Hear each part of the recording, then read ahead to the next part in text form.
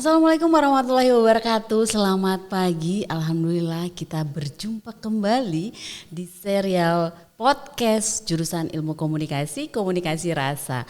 Bersama saya kali ini sebagai host Lisa, dan di depan saya sudah ada narasumber kita yang sangat luar biasa, yaitu Bapak Dr. Andes Heri Suprianto MSI. Selamat pagi Bapak, apa kabar? Wah, segar sekali pagi ini Pak ya. Ini Gimana luar Pak? biasa ini. Gimana rasanya kembali ke kampus Pak? Itulah pertanyaannya tadi. Aduh, luar biasa betul. Saya pulang ke kampungnya sendiri ini, diundang oleh kampungnya sendiri. Iya, kebetulan Pak Heri ini sudah lama ya berkiprah di jurusan Ilmu Komunikasi sebagai dosen, dan beliau sekarang fokus ke pengamat politiknya nih karena beliau sudah pensiun, purna tugas ya. Dan kali ini kami undang beliau, sosok tokoh politik, pengamat politik ini, sebagai dosen purna tugas ilmu komunikasi yang juga memang concern dengan aktivitas mengamati perpolitikan, terutama di Bengkulu. Hari ini kita undang nih beliau di serial Komunikasi Rasa dengan judul Retorika Tokoh Publik di Tahun Politik 2024. Nah Pak, ini masih 2023 Pak. Ini 2024 kita akan jelang lagi tahun politik. Nah mungkin Pak Heri bisa cerita dulu nih gimana kesan-kesannya setelah keluar dari kampus nih dan lebih fokus mengurusi perpolitikan terutama di Bengkulu. Ya, Perkenalan dulu gimana nih kiprahnya sekarang nih Pak Heri. ya, terima kasih ya Dr. Lisa. Ini luar biasa. Sebenarnya begini Ibu Lisa. Jadi saya itu setelah buka tugas saya mencoba menggagas kan berdirinya sebuah lembaga riset, ya mungkin sedikit merangkak tapi itu ternyata berguna buat saya terutama kan sebagai pendiri, dan sekaligus juga bisa mengajak teman-teman siapapun lah untuk bergabung di dalam publisnya riset parameter sebenarnya itu. Nah, sehubungan dengan diundangnya saya ke sini, saya malah mungkin lebih banyak bercerita tentang apa sih yang dikerjakan oleh lembaga riset parameter itu, Rafflesia riset parameter itu di dalam kesehariannya. Dan rasanya ya ada sih relevansinya dengan undangan pagi siang hari ini kan, untuk berbagi-bagi pengalaman lah gitu soal komunikasi rasa. Iya, nah mohon dideketin lagi Pak ininya. Jadi biar lebih enak kita dengerinnya. Dan saya lebih banyak mungkin berbagi pengalaman lah, sedikit pengalaman kan yang bisa bermanfaat. Itu aja deh Bu Lisa sebenarnya. Wah, menarik sekali nih aktivitas Pak Heri selepas purna tugas ini justru produktif di ranah lembaga riset dan konsultasi publik ya sepertinya. Jadi itu fokus, berarti Pak Heri fokus betul mengamati perpolitikan dan juga bidang lain mungkin? Ya ada sih beberapa kajian yang dilakukan oleh kawan-kawan RRP ya, tentang fenomena. Ya, tapi lebih fokus pada lokal ya Bu ya, pada Provinsi Bengkulu. Saya kira itu kita bisa memulainya. Nah ini menarik Pak, kalau Pak Heri sebagai mantan akademisi nih ya, artinya jiwa akademisnya pasti terus ada kan, makanya sekarang tetap berkecimpung di lembaga riset. Nah, sekarang kita amatin di tahun 2024 nanti, ini masih setahun lagi sebenarnya, setahun kurang. Kita akan kembali berkontestasi dalam dunia perpolitikan. Akan banyak tokoh-tokoh yang memunculkan diri, menampilkan citra-citra, memainkan retorika untuk mencapai simpati publik demi perolehan suaranya di tahun 2024. Pak Heri sebagai pengamat politik, bagaimana Bapak melihat kontestasi tokoh-tokoh publik di Bengkulu itu sendiri sampai dengan saat ini? Mungkin Pak Heri bisa menggambarkan beberapa figur dari tokoh-tokoh publik yang akan bertarung di tahun 2024. Ya, baik. Jadi mungkin saya akan mencoba dari awal ya. Artinya dari sisi teoretik lah, karena ini ada kaitan dengan akademik. eh, di dalam politik itu kan sebenarnya ada 3 ranah. Jadi, dan itu versi saya pribadi. Ada 3 ranah yang sebenarnya agak berbeda dengan yang ada di kampus. Kalau di kampus kan 2 ranah dia itu, belajar ilmu politik dan belajar praktek politik. Nah, kalau di pihak riset itu ada satu tambahan lagi, permainan politik. Nah, Ini yang menarik ya kayaknya. itu jadi mungkin kita bisa berbicara pada permainan politik. Kalau ranah teori politik dan praktek politik bisa diambil, bisa dipelajari di dalam akademik di sekolah. Tapi kalau permainan politik itu sudah di luar ranah akademik ini. Nah, ini yang sering tidak pernah dikaji oleh, saya merasakan itu tidak sering dikaji. Walaupun ada yang mengkajinya tapi tidak banyak yang mengkajinya. Nah, di dalam permainan politik itu kan sebenarnya dia bebas dari batasan norma. Makanya sering sekali kan orang bicara soal politik itu kotor, politik itu jahat, politik ya itu sebenarnya itu kan bisa di dalam kajian-kajian akademik kan sudah bicara soal definisi, soal adigium apa dan seterusnya itu, dan juga soal praktek. Nah, pas giliran soal permainan itu kan sudah bebas nilai sebenarnya. Mau karena begini begitu halal semua gitu loh. Hantam ya Pak. Itulah dia. Jadi sering ya, masyarakat sering terpola atau terbelah pada pemahaman mencampur adukan sehingga politik sering dipandang sesuatu yang apalah kotor, naif dan sebagainya. Padahal tidak sebenarnya. Karena itu namanya permainan kan sah-sah aja, misalnya bahwa dia start duluan, dia melakukan serbuan medsos duluan atau jadi hal-hal seperti itu sebenarnya sering kali muncul dan dilakukan, dan itu memang bagian dari politik sebenarnya terjadi dalam kerangka kontestasi. Saya kira itu Bu. Iya, menarik Pak Heri. Tadi Pak Heri bilang ada permainan politik ini ya. Artinya ketika kita melihat politik sebagai sebuah permainan, maka disitulah mungkin ceruk atau celah orang berpikir bahwa politik itu kotor, politik itu jahat dan sebagainya.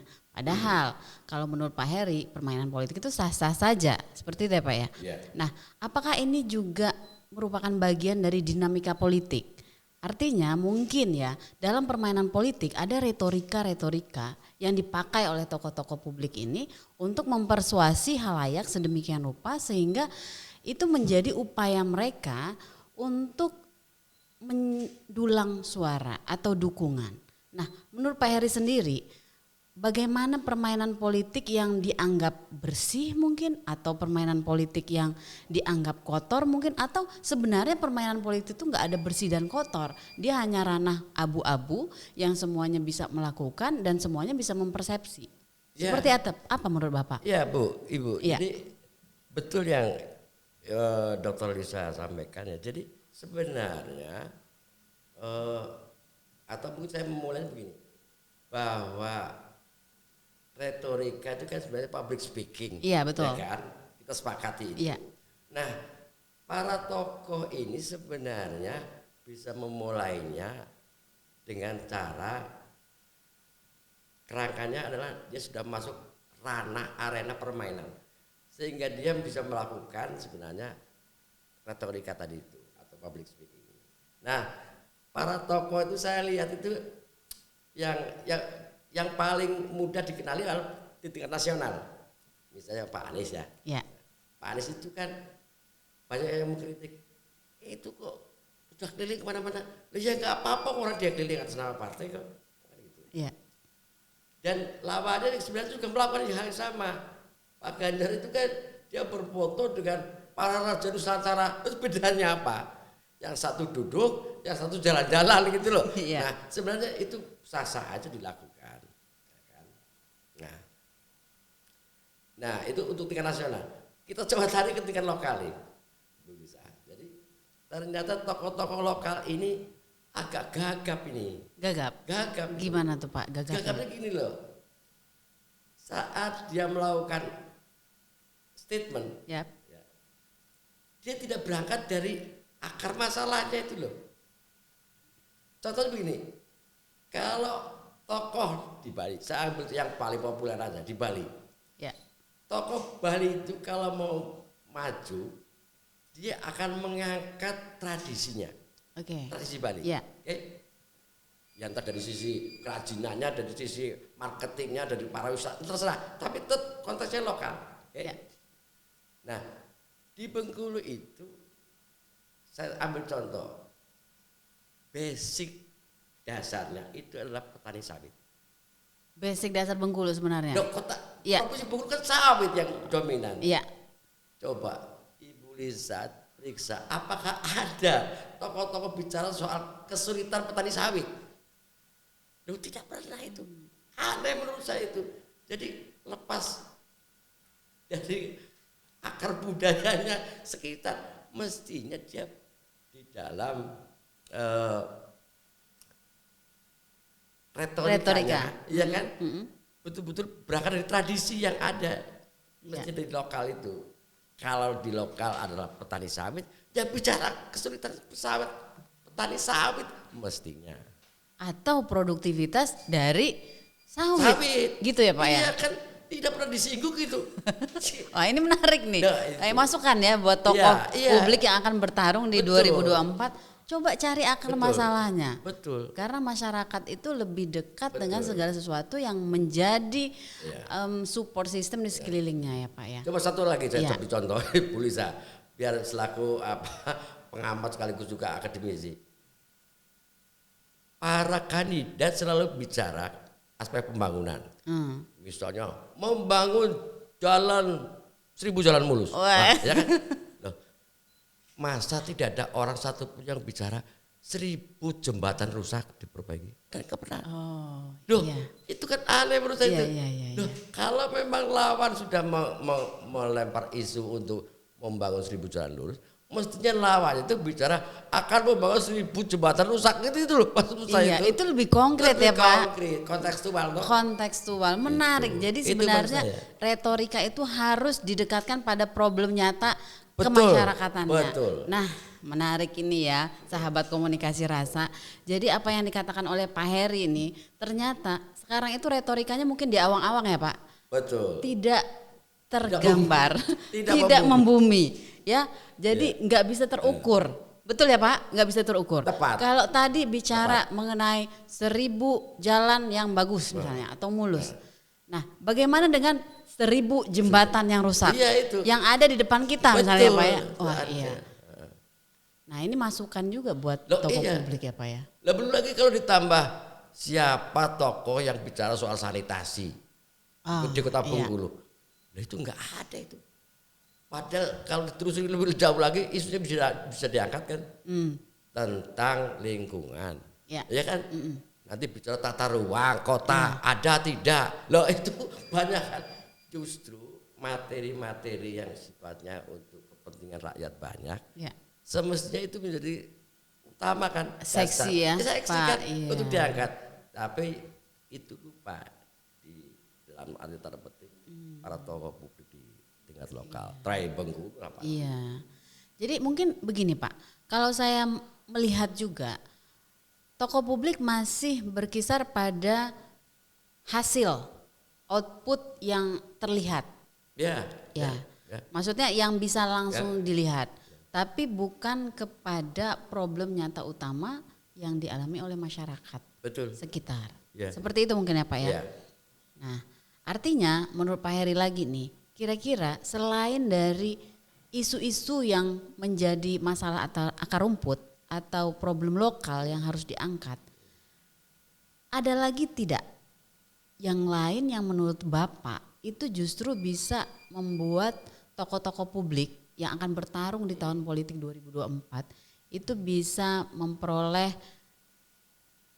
brand atau image ya yang justru melambungkan namanya lebih cepat. Mungkin ada nih yang baru mau bertarung yang Pak bukan incumbent, kita nggak bicara incumbent nih. Misalnya yang baru bertarung, yang dia belum punya modal politik ya, belum punya pengalaman politik dan sebagainya, tapi dia kredibelnya ada misalnya. Nah ini gimana Pak? Selain dari isu lokal tadi yang menarik untuk dia angkat, apalagi kira-kira? Ya saya melihat yang pertama yang sangat kentara sekali adalah statement dari salah satu kandidat Gerindra. Ya. Saya tidak bisa menyebut nama, tidak etis. Tapi intinya begini, dia bicara bahwa partai politik ini Gerindra itu akan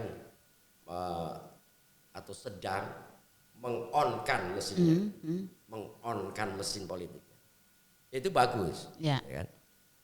Tapi setelah saya ikutin lebih jauh, loh, kok tidak ada kata kontennya apa gitu loh? Kok bicara mesin?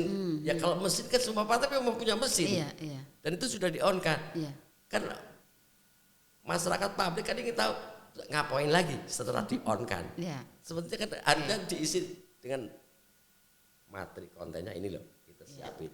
Nah, kita akan melakukan semacam propaganda, kan lewat udara. Kontennya ini, nah itu tidak dilakukan lagi. Jadi aneh menurut saya. Hampir rata-rata bahwa tokoh-tokoh itu kita sudah mempersiapkan kok soal media, soal organisasi, soal kader-kader disiapkan. Lah ya itu sudah otomatis lah itu. Pasti akan dilakukan oleh semua partai.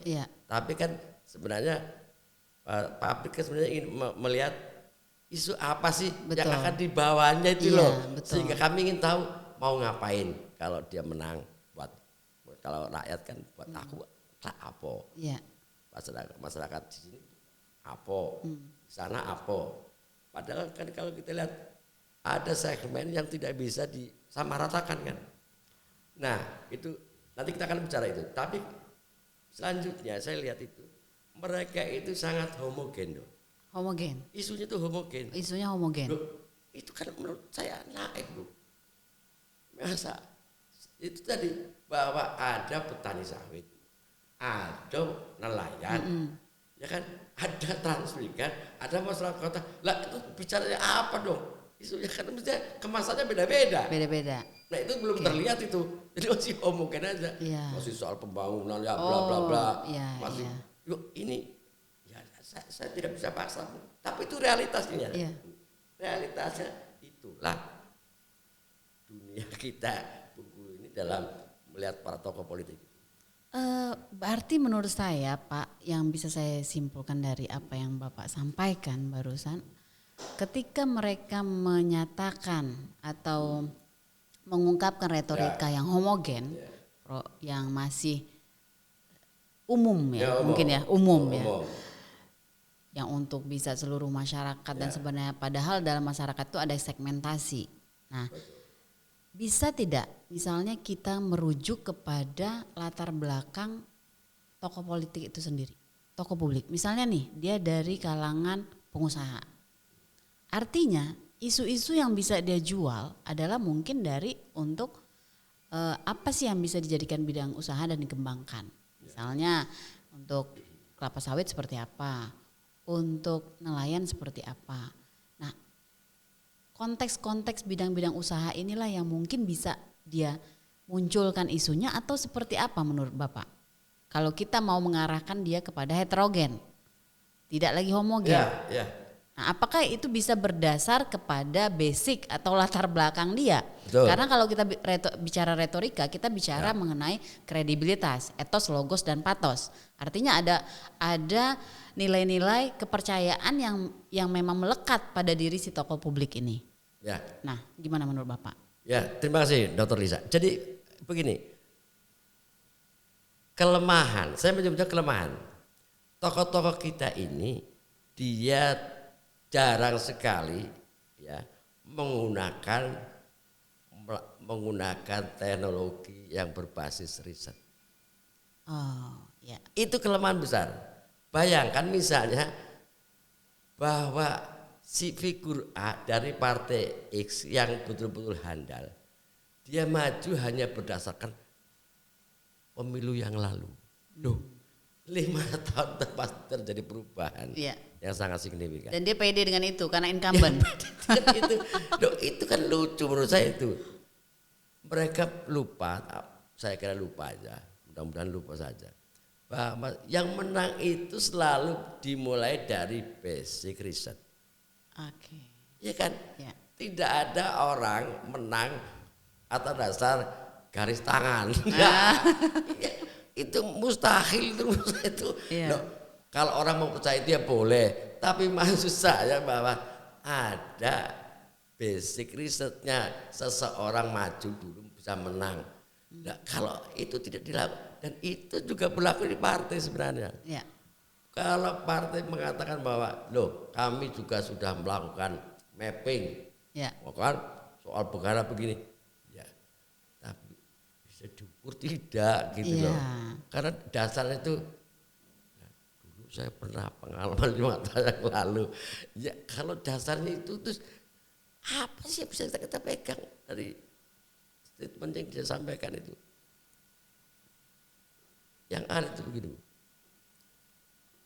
Orang bicara soal sawit.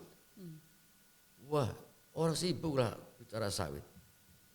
Padahal masalah sawitnya apa itu nggak ngerti itu. Iya.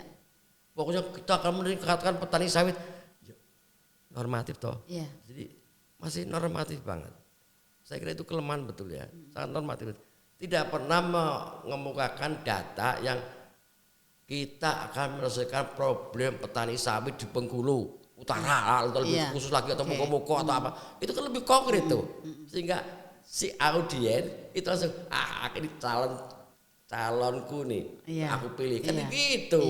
Nah, ini normatif. Kita akan meningkatkan ini, kita akan meningkatkan itu. Iya, tapi kataannya kemudian apa lagi? Nah, itu pertama. Yang kedua, itu seringkali mereka lupa bahwa semua strategi politik itu bisa diukur. Ya. Oke, setuju. Nah, jarang para kandidat itu menggunakan konsultan dari para akademis. Oh iya. Loh, ini kan jadi aneh menurut saya itu. Seolah-olah rasa-rasa padek sendiri. Ya. Ini kan lucu itu kan. Ini masa sih merasa pintar sendiri. Ujung-ujungnya kalah tulah. Kalah tulah ya. Padahal modalnya besar ya Pak ya. Itu maksud saya. Nah, yang ketiga itu partai politik harusnya kan lebih hebat. Iya. Karena dia mesin. Iya. Motor penggerak. Budgetingnya ada, programnya ada, harusnya kan lebih hebat. Ya. Nah, kalau yang partai hebat aja begitu, terus kemudian gimana? Yang partai yang tidak hebat itu, yang musibah itulah. Musibah. Itu, Ibu. Iya. Berarti memang selain kredibilitas itu dibangun berdasarkan riset ya Pak. Ya pasti. Ya. Artinya seorang tokoh publik yang akan bertarung dalam kontestasi politik harus betul-betul mengenali sebenarnya apa sih yang menjadi profil sesungguhnya yang dia bawa. Nah, bisa jadi nih dia merasa hebat ya Pak ya, merasa sudah pintar di panggung publik ya, atau mungkin dia juga merasa sudah punya modal yang besar. Tapi ternyata ketika dia tidak menggunakan riset, nah itu justru akan menjadi musibah bagi dirinya sendiri. Riset akan menunjukkan, maksud Pak Heri, riset akan menunjukkan apakah memang dia betul-betul diakui pintar. Apakah dia betul-betul diakui sebagai orang yang punya kredibilitas di masyarakat, begitu kan ya Pak ya. Nah, kalau tadi Pak Heri melihat jarang sekali tokoh publik ini menggunakan konsultan politik dengan basis riset untuk mengidentifikasi strategi politik yang akan dia jalankan. Lalu menurut Bapak nih, seberapa besar sih pengaruh seorang konsultan politik itu? Apakah dia memang menjadi penentu utama untuk sebuah tampilan brand politik secara personal atau partai politik itu sendiri? Menurut Pak Heri? Ya, sebenarnya kan itu soal pilihan ya. Jadi di dalam ilmu strategi politik lah, itu kan sebenarnya dikenal apakah di dalam kebutuhan si kandidat itu kepentingan dan kebutuhannya itu apa. Ya. Nah, yang kedua, kalau memang kebutuhannya pendampingan, pasti konsultan akan menyampaikan juga resep pendampingannya. Kalau kebutuhannya elektabilitas juga bisa, popularitas juga bisa. Artinya itu kan soal-soal kebutuhan si kandidat. Nah, realitasnya yang saya alami adalah bahwa berbagai kandidat itu juga sebenarnya punya kebutuhan yang berbeda-beda. Tetapi pengalaman juga menunjukkan bahwa yang menang itu lebih komplit Lebih sebenarnya. komplit. Iya, ya pencitraan, elektabilitas, popularitas dan pendampingan dan seterusnya. Jadi lebih komplit dia, menunya menu komplit. Nah, dan itu yang sering dihindari oleh para kandidat karena sering juga ada bahasa mereka itu kemahalan. Loh, sebenarnya bukan soal mahal, ya kan? Kan soal kebutuhan sebenarnya. Ada pada prinsip dasar bahwa kalau mau bertarung itu bertempur itu kan ada yang namanya strategi. Ada lah yang namanya orang yang bicara di dalam entah itu posisinya di depan atau di belakang ya, artinya sebagai konsultan atau sebagai pendamping atau penasehat atau apa. Kan semuanya itu harus terpenuhi syukur. Nah, di dalam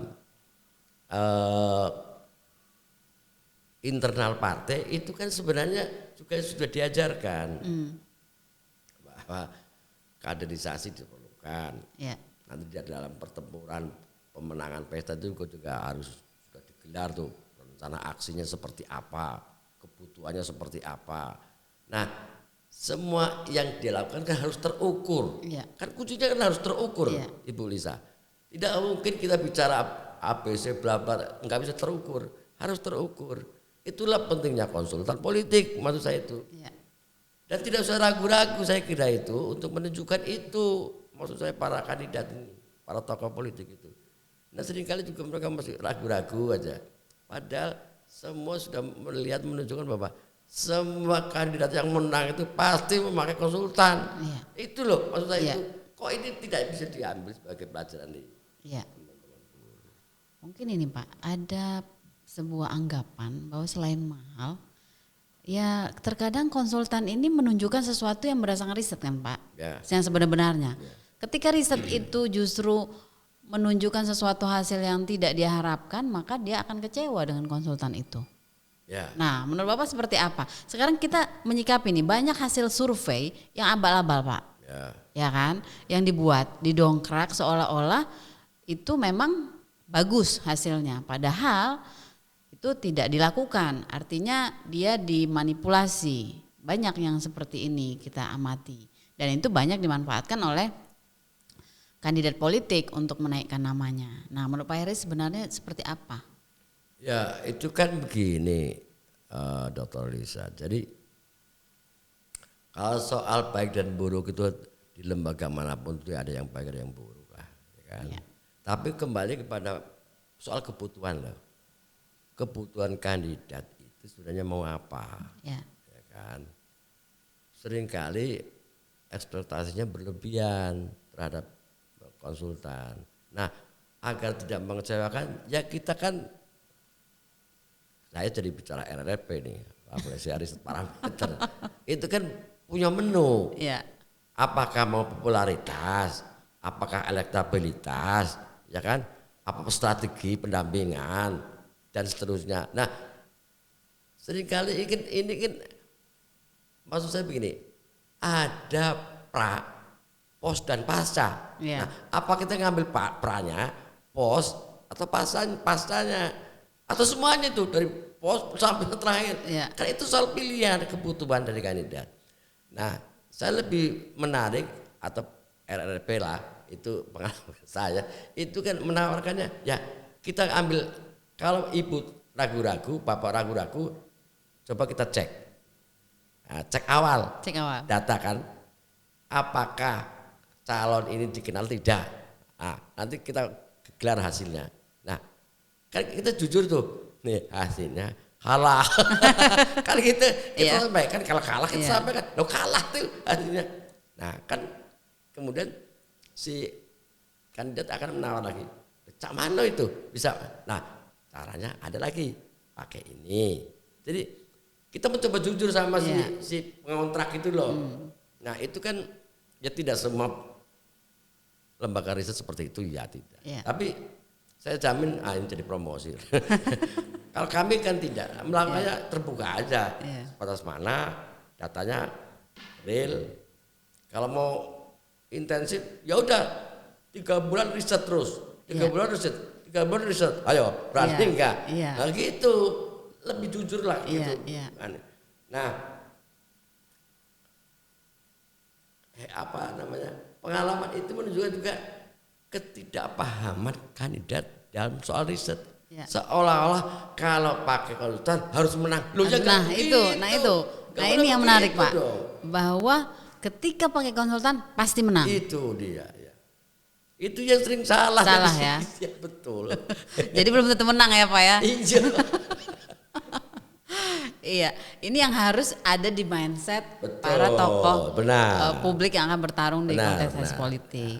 Sehingga mungkin kos politik itu tidak diarahkan kepada konsultan ketika dia tidak meyakini bahwa kayaknya saya percuma aja kalau pakai konsultan tapi tetap aja nggak menang gitu kan. Seperti itu ya Pak ya. Padahal itu anggapan yang keliru. Ya. Artinya konsultan hanya menyarankan, memberikan opsi-opsi Ya. dan mencoba untuk membangun sistem retorika yang menunjang bagi si tokoh politik ini untuk dia bisa tampil yang menarik atau yang diminati oleh publik seperti itu ya Pak ya. Nah, artinya retorika ini berbasis dari riset sebenarnya Betul, Pak. Ya. betul. Betul ya Pak ya. Ya. Sekarang kalau kita bicara konteks retorikanya Pak. Ya. Nah, kalau tadi Pak Heri Ya. ngomong, wah orang ini banyak yang ngomong tentang pembangunan, tapi isu lokal tidak kurang diangkat. Pembangunan. Tapi pembangunan lebih kepada bagaimana jadinya nanti, bukan kepada kondisi real sekarang. Gimana memperbaiki 1000 jembatan rusak misalnya ya Pak ya. Nah, kata-kata negatif, tadi kan kita bicara rusak itu adalah negatif Pak.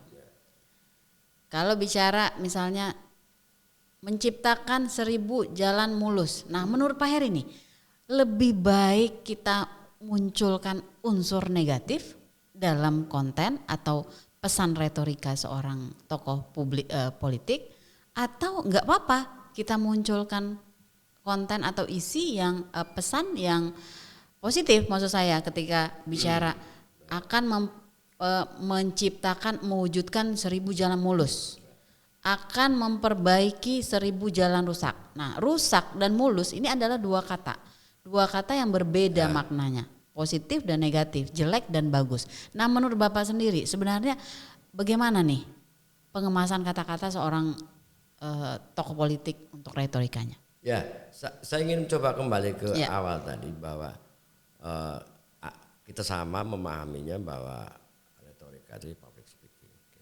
Nah, materi konten itu kan semestinya berangkat dari di mana dia berada. Ya. Atau bahasanya itu kearifan lokal lah. Ya. Soal kebutuhan lokal atau masalah lokal dan seterusnya. Bukan yang di awang-awang sana. Ya. Bukan di luar sana. Ya. Nah, seringkali ini yang dilupakan oleh teman-teman tokoh-tokoh politik dan termasuk tokoh-tokoh partai politik. Jadi mereka bicara ngikutin sentral Jakarta, Ya. nasional. Ya. Padahal konteksnya itu adalah lokal, Ya. sangat lokal. Nah, saya ingin sebenarnya menyarankan pada teman-teman tokoh-tokoh politik itu, cobalah pahamilah kebutuhan masalah lokal itu apa sih dari aspek banyak aspek itu. Ya. Bisa dari aspek ekonomi, sosial, budaya dan seterusnya. Jadi lebih kontekstual gitu loh. Materinya itu kontekstual. Seringkali ini tidak kontekstual. Sama sekali tidak kontekstual. Bicara soal kenaikan harga di mana tempatnya yang jadi naik harganya di situ. Jadi enggak Iya, nyambung iya, sebenarnya. Lepas-lepas saja. Itu sangat berbeda misalnya tadi saya dari awal saya sampaikan Toko Bali itu kan konteksnya jelas tuh. Saya akan memperjuangkan soal para wisata di kota ini di Bali. Lah, satunya saya akan meningkatkan target penjualan kerajinan. Loh, satunya lagi bicara soal kebersihan antara sinkronisasi agama dan para wisatawan. Jadi nyambung tuh. Iya. Nyambung untuk kepentingan Bali. Iya. Lah, Bengkulu kan beragam. Sukunya beragam. Iya. Semestinya programnya juga beragam. Iya.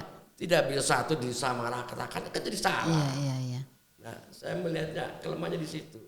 Sebenarnya kalau tokoh-tokoh berasal dari Muko-Muko mesti harus bicara problem Muko-Muko. Iya. Kaur juga begitu. Tokoh kota juga begitu. Iya. Masa ini sama antara Kaur sama kota sama kan mustahil itu. Iya. Karena dari sisi etnik berbeda. Ada Jawa, ada Batak, ada Minang, ada Bengkulu asli. Duh, masa itu sama sih? Ya enggak mungkin. Mesti berbeda. Nah, sehingga inilah kemudian bahwa setiap retorika rasa atau komunikasi rasa semestinya kan yang bisa dirasakan betul oleh publik.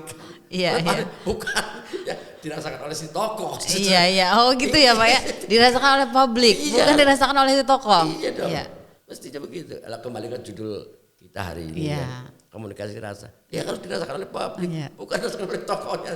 Kalau dirasakan oleh tokoh misalnya gimana tuh Pak? Betul. Nah, itulah seringkali kekalahan bisa terjadi. Iya. Itulah kekalahan tadi.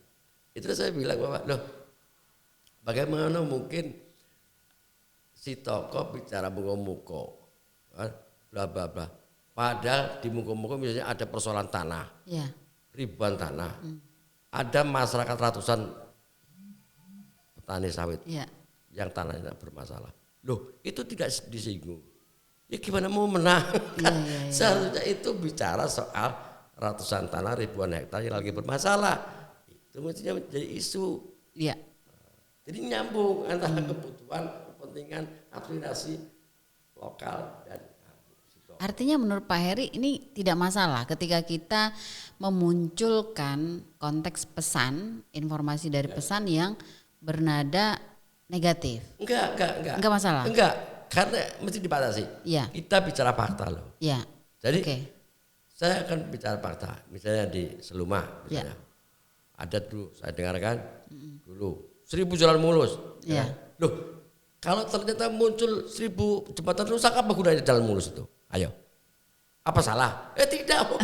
Itu adalah jembatan rusak, ratusan jembatan rusak. Ya memang rusak. Iya. Jalannya sudah halus. Loh, tapi apa gunanya jembatannya rusak? Loh kan? Loh, kalau itu dia akan jadi nyambung tuh. Wah ini bener nih. Saya yakin warga Seluma pasti senang. Kalau ada tokoh bicara 100 atau 1000 jembatan mulus. Bagus. Karena jalannya sudah bagus. Jembatannya rusak. Gak bisa lewat sama.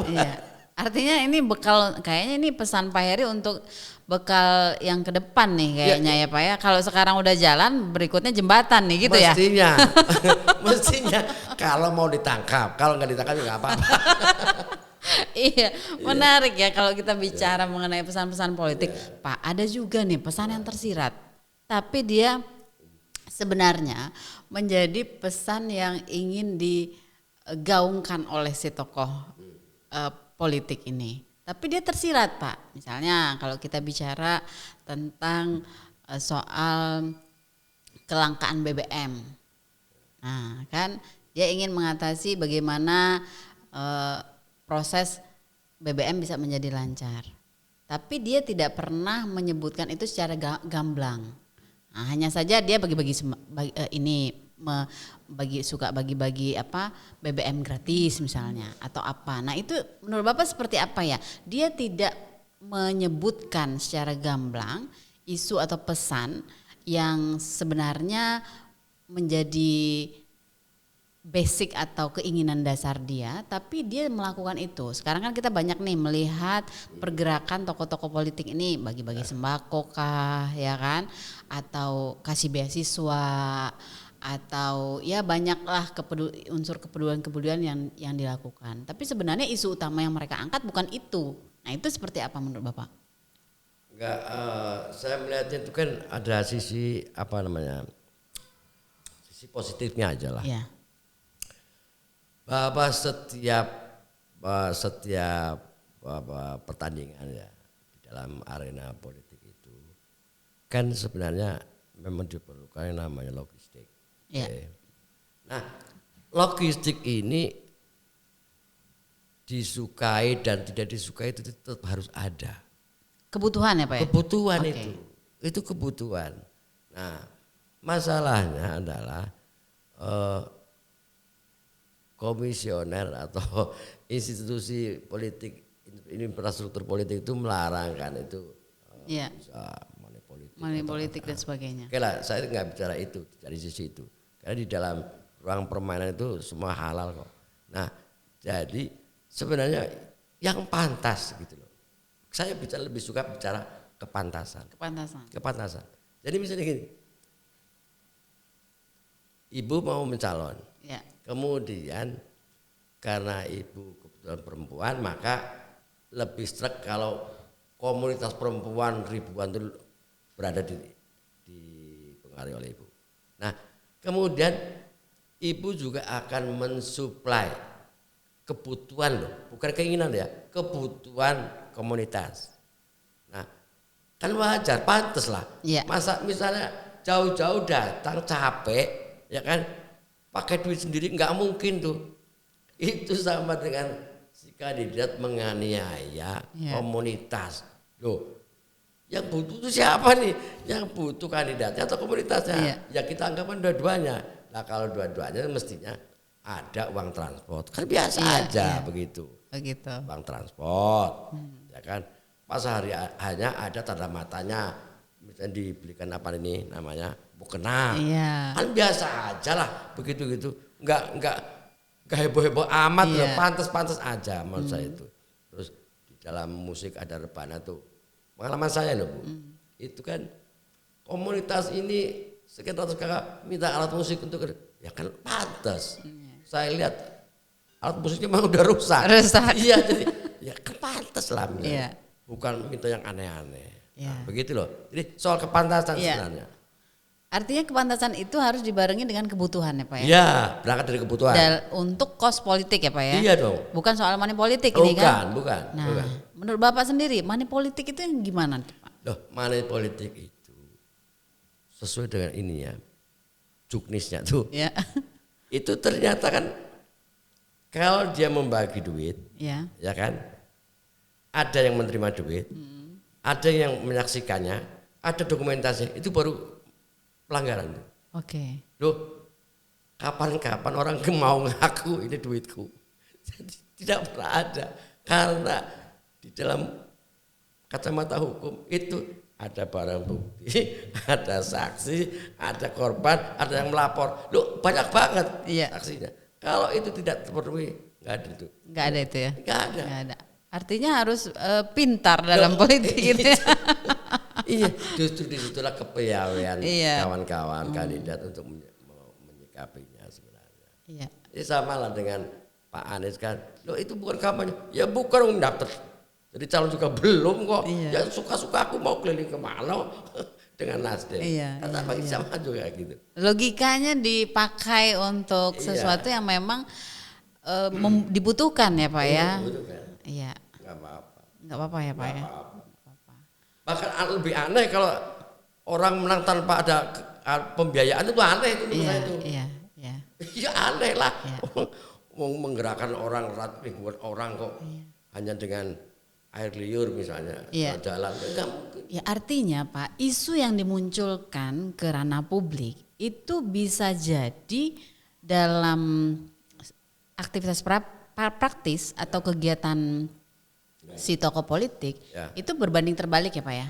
Artinya misalnya gini, dia mengkampanyekan atau menyebarkan isu tentang perlindungan perempuan atau tentang mengatasi kelangkaan BBM. Tapi di balik layar dia bukan melindungi perempuan dalam konteks hak-haknya saja, tapi dia juga memfasilitasi si perempuan ini. Misalnya kata Pak Heri tadi, ya diberikanlah edukasi, bekal, kemudian diberikanlah cindera mata misalnya untuk memfasilitasi kebutuhan dia sebagai perempuan. Nah, yang seperti itu dalam politik, dalam atmosfer retorika politik itu sebenarnya dibolehkan ya Pak ya, tidak masalah ya Pak ya, berarti ya. Oke, baik. Ya. Kan bayangkan ya Ibu Lisa, misalnya Ibu Lisa memberikan beasiswa kepada sekian ratus anak miskin ya kan wajar aja lah. Oh tidak mencalon pun kan bisa dilakukan, nggak ada masalah. Selama itu memang bermanfaat buat si masyarakat itu. Dan dibutuhkan ya Pak ya. Dan dibutuhkan. Itu pentingnya. Kalau dari statement yang Pak Heri sampaikan tadi, ya saya pikir memang tidak ada alasan untuk menyebutkan bahwa politik itu kotor. Mungkin begini Pak, mungkin dalam kampanye hitam, black campaign. Nah dalam retorika politik itu biasanya kan sering nih memojokkan lawan Pak. Nah slogan lawan dipatahkan. Ada buzzer-buzzer yang memang diperuntukkan untuk menyerang lawan. Nah kira-kira menurut Pak Heri sebenarnya bagaimana ini? Apakah ini dibolehkan secara etika politik atau inilah yang menjadi dasar orang-orang atau masyarakat berargumen bahwa sebenarnya politik itu kotor berdasarkan itu tadi? Ya, jadi kalau saya ingin betul seperti yang katakan Dr. Lisa tadi bahwa soal black campaign. Yes. Karena itu sisi etika politik dari sisi etika politik. Itu agak nyaut itu sebenarnya. Karena dia sebenarnya harus tidak melanggar rambu-rambu. Misalnya dia tidak boleh melanggar primordial, ya kan? Karena itu mengganggu persatuan. Misal, kalau ini konteksnya Indonesia lah, atau misalnya melanggar batas negara, dasar negara maksud saya, itu juga nggak boleh sebenarnya. Nah kalau melanggar memang kasusnya jadi kasus etika sebenarnya.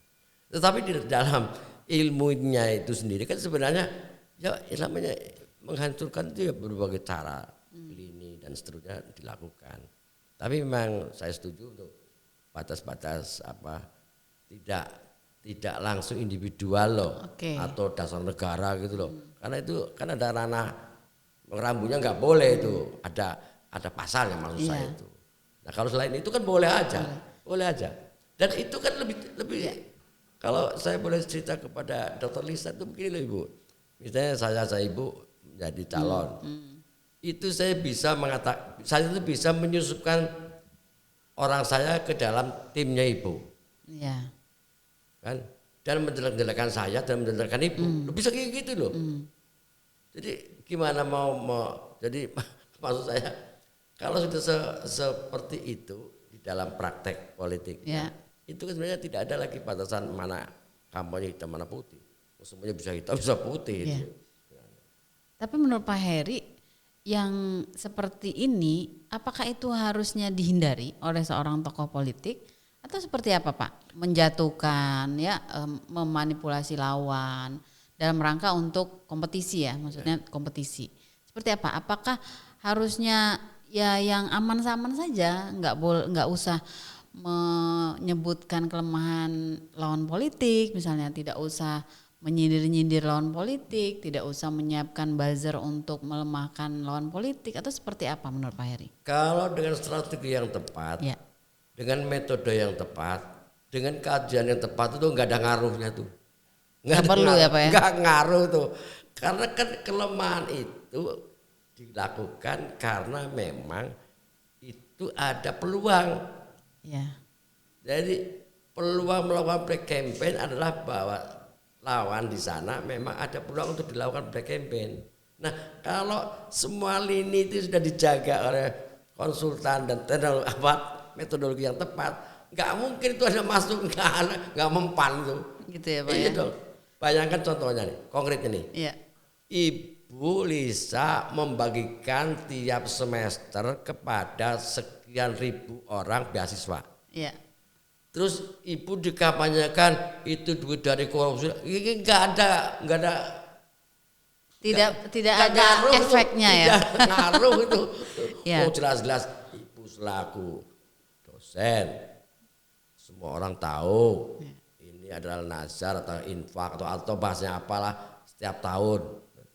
Ya nggak apa-apa, mau dijelek-jelekin babri bla nggak mempan itu kayak gitu. Ya. Iya. Artinya itu berlaku juga di bidang politik. Ya. Ya. Kalau itu terjadi mempan, ya memang lemah dalam strategi. Lebih kalah. Iya. Nah, gitu aja. Ya artinya tidak perlu melakukan black campaign ya Pak ya. Tidak perlu sebenarnya. Nah, ketika misalnya seorang tokoh politik itu sudah dibekali dengan riset yang mumpuni. Betul. Dan dia tidak perlu takut perlu takut mendapatkan kampanye hitam. Betul. Dari lawan politiknya. Iya. Karena dia sudah punya basis dasar berdasarkan riset yang telah dilakukan. Oh, tolak ukurnya jelas, indikatornya jelas, ukurannya jelas. Kok takut sih? Iya.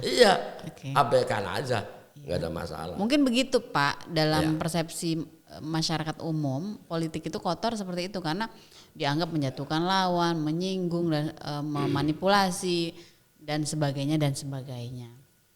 Jadi saya pikir ini tidak perlu menjadi dalam ranah etika. Itu tidak perlu menjadi sesuatu yang dinampakkan ya Pak ya, karena black campaign ini sesuatu yang tidak disarankan sebenarnya dalam politik ya Pak ya, dan itu bertentangan dengan nilai-nilai etika. Nah kita sedikit lagi nih Pak, waktunya 7 menit lagi.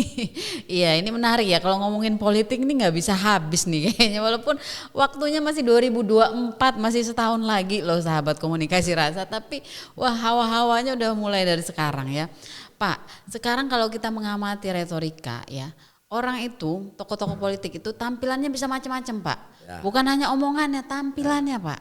Nah menurut Pak Heri nih, tampilan seorang tokoh politik itu sebenarnya harusnya apakah harus mengacu kepada karakter pribadinya yang memang dia bawa dan ada dalam dirinya, atau seperti apa mengikuti kebutuhan atau keinginan dari masyarakat. Nah sekarang ada orang yang kemana-mana pakai baju putih terus gitu kan Pak, atau kemana-mana pakai sepatu yang gaya ini, mobilnya harus seperti ini, ngomongnya harus. Nah menurut Bapak penting nggak sih itu dalam retorika politik, seperti apa?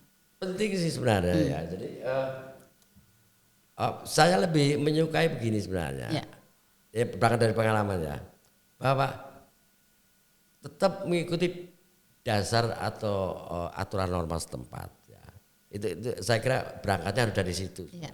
Bahwa kan tidak mungkin misalnya datang ke masyarakat Bengkulu pakai kebaya kayak kebaya Jawa kan nggak masuk akal itu menurut saya itu. Ya, tapi kan dari sisi kepantasan ya kebaya Jawa ya pantas sih. Tapi cobalah yang pakaian baju lokal, gitu lah. Artinya bahwa pemaknaan penyiapan figur untuk bertemu itu ya perlu dipersiapkan. Nggak bisa dilepas. Masuk ojol atau serap pakai baju apa itu ya nggak masuk akal juga menurut saya itu.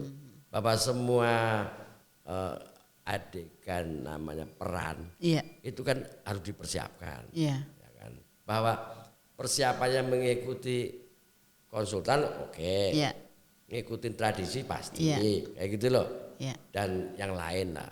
Jadi pagar-pagar atau rambu-rambu itu saya kira ada lah itu untuk kan tidak. Maksud saya tidak mungkin lah seseorang dibiarkan tampil apa adanya, itu kan gitu musibah ya, itu. Itulah musibah. Enggak, itu. Misalnya gini Pak, pembawaannya tuh karakternya tuh santai, casual gitu Pak. Misalnya dia dari golongan katakanlah dia wong cilik. Nah, kan nih banyak ya yang wong cilik. Terus kemana-kemana stylenya seperti wong cilik. Nah menurut Bapak dengan pembawaan dia yang memang berdasarkan sifat atau karakter aslinya, kemana-mana dia dengan karakter asli wong cilik, itu untuk retorikanya sendiri bermasalah nggak Pak ketika misalnya dia masuk ke lingkungan yang bukan wong cilik gitu loh? Itu saya kira itu yang perlu dipersiapkan lah. Karena kan jadi masalah itu muncul saat tidak nyambung dengan kedua belah pihak gitu loh. Jadi maksud saya kepentingan kandidat sama kebutuhan Iya. audiens itu kan nggak ketemu. Tapi kalau ketemu kan enak. Misalnya tadi Ibu bisa memberi ilustrasi bahwa kalau kita datang ke suatu tempat, misalnya PKK remaja, Iya. nah, ya kita berpakaian remaja kan nyaman itu loh, ya kan. Si remajanya juga nyaman dengan Iya. kedatangan si kandidat ini, karena sama-sama berpakaian casual, misalnya kita bisa duduk sama-sama, bercanda sama-sama. Iya. Demikian pula kalau kita bertemu di komunitas pengajian, Iya. masa kita pakai kain seksual, nggak masuk akal juga. Iya. Ya sesuaikan dengan mukena macam-macam Iya. itu. Saya kira ada pada tempatnya, Iya. kata ada pada tempatnya masing-masing. Saya kira itu. Artinya harus ada pembiasaan dan penyesuaian. Penyesuaian ya Pak ya. Jadi nggak bisa nurut suka-suka Ya, gitu. gitu. Oh saya ini kan karakternya bebas misalnya. Saya ini kan sukanya santai. Jadi mau kemana-mana saya nggak nyaman kalau pakai yang resmi, formal dan sebagainya. Itu juga nggak bisa seperti itu ya Pak ya untuk seorang tokoh politik ya Pak ya. Boleh diminum Pak Heri. Ini kita sedikit lagi. Iya. Sahabat komunikasi rasa, jadi tadi sudah banyak ya yang disampaikan oleh Pak Heri terkait dengan retorika tokoh politik nih. Ada banyak sekali yang bisa kita tangkap ya.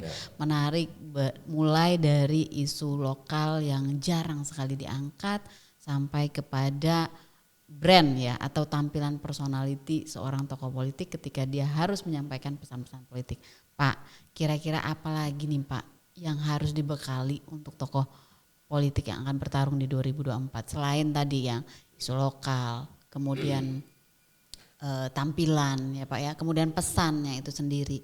Ada lagi nggak Pak kira-kira menurut Pak Heri? Ya, saya lebih sebenarnya menyukai Adi Gium. Ya. Orang Bengkulu asli loh. Gimana? Beras secupa ikan sejerik. Loh itu menarik buat saya itu. Iya. Gimana Pak? Saya pertama kali datang di sini kan 35 tahun yang lalu tuh. Kan menarik ini. Kenapa itu muncul? Apa makna konteksnya kata-kata itu? Iya. Loh ternyata itu tapi buat saya pribadi ya, buat orang lain itu sangat sederhana. Iya.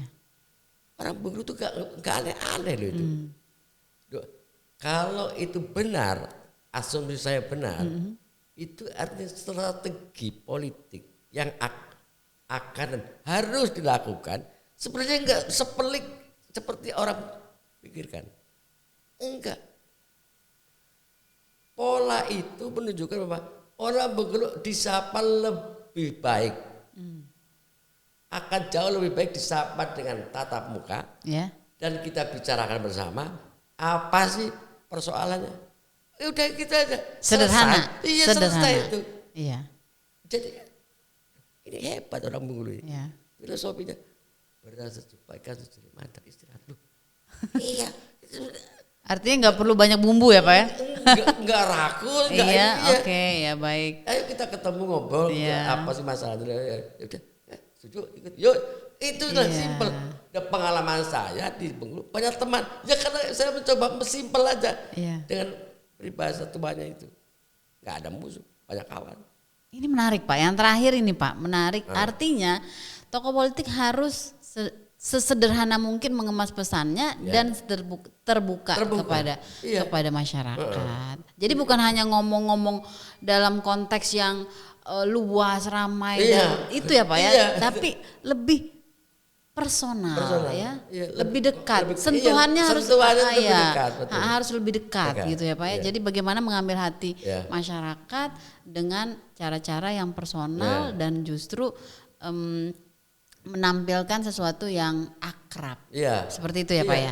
Sana. Konsep sana. Iya, menarik sekali. Iya. Itu konsep sana gitu. Iya, jadi semuanya itu saudara ya Pak ya, sana. Baik Pak Heri, luar biasa. Terakhir nih Pak Heri, mungkin ada statement yang ingin Pak Heri sampaikan untuk penutup diskusi kita di podcast Komunikasi Rasa pada kali ini. Ya, saya ucapkan terima kasih kepada jajaran Visipol ya. Mantan rumahku. Mantan rumahku. Bukan mantan terindah ya Pak ya. Ya, tapi itu perlu banyak kenangan kan. Artinya 35 tahun saya di sini. Saya senang dengan kehadiran undangan itu karena bisa kembali bernostalgia sama kawan-kawan. Yang pertama, yang kedua, ya dengan sehubungan dengan konteksnya adalah komunikasi rasa, ya itulah sebenarnya